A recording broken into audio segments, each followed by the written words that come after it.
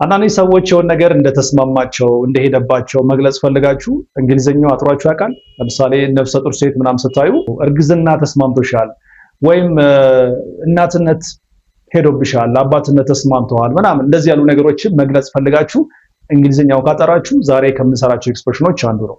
ወይም the novelty wears off ምናምን ሲባል ከሰማችሁ ምን ማለት እንደሆነ በዚህ ቪዲዮ ታገኛላችሁ። አብራችሁ ቆዩ። What's going on everybody? Welcome back to Showbiz English Club. My name is Abel. ዛሬ እንደሌላ ጊዜ በአንድ ቃል ውስጥ ያለው ኤክስፕሬሽን ሳይሆን የተለያዩ ሆነው ግን በጣም ብዙ ጊዜ የምትጠቀሟቸው ኮመን ኤክስፕሬሽኖች ነው ያመጣሁላችሁ። So የመጀመሪያ ኤክስፕሬሽን አዲስ ዕቃ ምናምን ስትገዙ ሁልጊዜ መጀመሪያ ላይ ስለ ዕቃው አካብዳችሁ ምናምን እናወራለን አይደል? እሺ ከቆየ በኋላ ግን ዕቃውን የት እንዳስቀመጣችሁ ምናምን ትዝ አይላችሁ። That's the novelty wearing off. በእንግሊዘኛ the novelty wears off ይባላል። The novelty wears off ማለት በቃ የአዲስነት የብርቅነት ስሜቱ ምናምን ጠፋ ማለት ነው። So አዲስ ስልክ ስትገዙ ሰው እንዲነካባችሁ አትፈልጉም። አዲስ ሪሌሽንሺፕ ስንጀምር ወሬያችን ስለሱ ነው። ትንሽ ከቆየ በኋላ ግን ያቺ ነገር ትጠፋለች and then ወደ መሰልቸት ትሄዳላችሁ ማለት ነው። እሱን የምትገልጹበት ኤክስፕሬሽን ነው። ስለ አንድ ነገር እየነገርኳችሁ it was fun at first but the novelty wore off fast ብል መጀመሪያ እኮ ፋን ነበር ደስ ይል ነበር ግን ብዙም ሳይቆይ የአዲስነት ስሜቱ ጠፋ ተሰለቸ እያልኳችሁ። or አንድ በጣም ጌም ላይ ተመስጦ የተጫወተ ያለ ልጅ መጥቼ how much longer will you be playing this game? See ካሁን በኋላ ለምን ያህል ጊዜ ነው ይሄን ጌም ትጫወተው ብዬ ብጠይቀው I'll be playing this game until the novelty wears off ቢለኝ ይሄን ጌም የምጫወተው የብርቅነት ስሜቱ የአዲስነት ስሜቱ እስኪጠፋ ድረስ ነው እያለኝ ነው ማለት ነው። ስለዚህ እናንተም መጀመሪያ ላይ ኤክሳይትድ ሆናችሁ የጀመራችሁት ነገር በኋላ ላይ ያ ነገር ሲጠፋ መሰልቸት ምናምን ሲመጣ በዚህ መግለጽ እንችላለን። Maybe even change a diaper or two until the novelty wears off. Then the novelty wore off. They moved on to different things. Soon, customer interest dropped as the novelty of Starbucks wore off. ሁለተኛ ኤክስፕሬሽን ከእይታ ጋር የተገናኘ ነው። እናንተ ሳትዞሩ ሰዎች በጎን በኩል የሚያደርጉትን ታያላችሁ አይደል? አሁን እኔ ካሜራውን እያየው ግን በጎን በኩል ጓደኞቼ ምናምን የሚያደርጉትን ነገር ላይ ይችላል ወደ እነሱ ሳልዞር። እንደዚህ አይነት ነገሮችን በእንግሊዘኛ እንዴት ነው የምንገልጸው? out of the corner of my eye ይባላል። out of the corner of my eye እንዲህ በጎን አየሁት እንደማለት ነው ሳትዞሩ። ለምሳሌ I saw someone moving out of the corner of my eye but when I turned no one was there ብል በጎን በኩል የሆነ ሰው ሲንቀሳቀስ ነገር ታየኝ ዞር ስል ግን ማንም የለም። እሺ ስለዚህ እናንተ ፊት ለፊት ሳታዩ በጎን ያያችሁትን ነገር ለመግለጽ out of the corner of my eye እንጠቀማለን። Out of the corner of my eye, a few moments later, I see my husband just crumple to the floor. And out of the corner of my eye, I could see this janitor pacing back and forth and kept driving to the set and I just saw it out of the corner of my eye. There was one up there. ሁለተኛው ደግሞ ፊት ለፊት ከሆነ ሰው ጋር አይን ላይ ተፋጠጥን ማለት ስትፈልጉ right ዞር ስል ምናምን አይን ላይ ተፋጠጥን ማለት ደግሞ ስንፈልግ we locked eyes እንላለን። we locked eyes. We locked eyes. And we locked eyes for just a brief second. And we locked eyes just like I'm doing with you.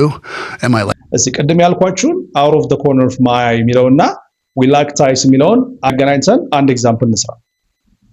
I saw my crush out of the corner of my eye. When I turned, we locked eyes. And then I got nervous and I walked straight into a glass door. So በዚህ ኤግዛምፕል ላይ ምን እያልኳችሁ ነው? I saw my crush out of the corner of my eye. See? Crushing የምወዳት ልጅ out of the corner of my eye አየዋት። ያ ማለት ወደ እሷ ፊት ለፊት ሳይሆን በጎን በኩል ምናምን እየመጣች ሊሆን ይችላል አየዋት። And then when I turned ስዞር we locked eyes. ዞር ስል አይን ላይ ተፋጠጥን። And then I got nervous and I walked straight into a glass door. ከዛ ነርቨስ ሆንኩና ከግላስ ዶር ጋር ሄጄ ተጋጨው ነው የሚለው። ስለዚህ አይን ላይ ተፋጠጥንና በጎን በኩል ያያችሁትን ነገር በእነዚህ መግለጽ እንችላለን። ቀጣይ የምናየው ሰዎችን የሆነ ነገር እንደተስማማቸው መግለጽ ስትፈልጉ ለምሳሌ ነፍሰ ጡር ሴት ምናምን ስታዩ ግሎ እያረግሽ ነው ላይክ እርግዝና ምናምን ተመችቶሻል ተስማምቶሻል ማለት ብትፈልጉ አዲስ ስራ የቀየረን ሰው ምናምን ነው አዲስ ስራ ተስማምተዋል አባትነት ተስማምተዋል ምናምን እያላችሁ ለሰዎች የተስማማቸውን ነገር እነሱ ላይ የደባቸውን ነገር መግለጽ ስንፈልግ የምንጠቀም ኤክስፕሬሽን ነው የምናየው። agree ከምትለው ቃል ነው የምንጀምረው። agree የሚለው ቃል መስማማት የሚል ነው አይደለ? agree with የሚለውን ተጠቅማችሁ ሶስት ነገሮች መግለጽ እንችላለን። አንደኛው በቀላሉ ከሆነ ሰው ጋር መስማማታችሁን ለመግለጽ አንድ ሲሆን ነገር ሲናገር I agree with you ካንተ ጋር እስማማለሁ ለማለት ነው።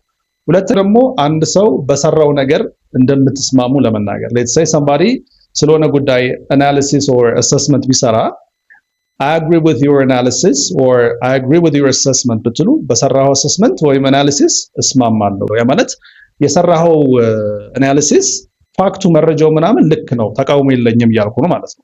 ሶስተኛው ግን ቅድም ላልኳችሁ ነው። በሰዎች የሆነ ነገር ተስማምተዋል ተመችተዋል ማለት ስንፈልግ ምን ጠቀማት ነች? ነገሩ መጀመሪያ ታስገቡና agrees with you መጨመር ነው። ለምሳሌ እርግዝና የተመቻትን ሴት ስናገኝ ምን እንላለን? pregnancy agrees with you። እናትነት ልጆች ወልዳ ምናምን ተመችቷት ከሆነ ደግሞ motherhood agrees with you or ለወንድም አባትነት ከተስማማው fatherhood agrees with you። እሺ ነገሩን ታስገቡና agrees with you መጨመር ነው። እሺ ሲንግል ለሆነም ሰው የሲንግል ህይወት ከተስማማው single life agrees with you ማለት እንችላለን። You're glowing today, you know that? Pregnancy agrees with you. Wow! Well, marriage must agree with you. Marriage agrees with you. Marriage agrees with you. I guess single life really agrees with you. Being a housewife certainly agrees with you. የመጨረሻው ከሱፐርስቲሽን ጋር የተገናኘ ነገር ነው። ሰዎች እንግዲህ የሚያስቡት ነገር ነው። ምናልባት እናንተ ልትስማሙም ላትስማሙም ይችላላችሁ። እሱን በኋላ ካመንት ላይ ትነግሩኛላችሁ። በህይወታችሁ ጥሩ እየሄደላችሁ ያለን ነገር ለሰው ስትነግሩት ይበላሻል ብላችሁ ታስባላችሁ? አሁን በእንግሊዘኛ እንደዛ የሚባል ነገር ስላለ ነው። ሱፐርስቲሽን ያው ከሀገር ሀገር ይለያያል አይደል? ውጪ ያለ ሱፐርስቲሽን ኢትዮጵያ ላይ ኖር ይችላል፣ ኢትዮጵያ ያለ ውጪ ላይ ኖር ይችላል። በውጭ ሀገራት ላይ አንድን ነገር ጥሩ እየሄደ ያለን ነገር መናገር አይፈልጉም። ከተናገርን ይበላሻል ብለው የሚያምኑ ሰዎች አሉ። እሱም በእንግሊዘኛ በምን ቃል ነው የምንገልጻት? ጂንክስ በሚል።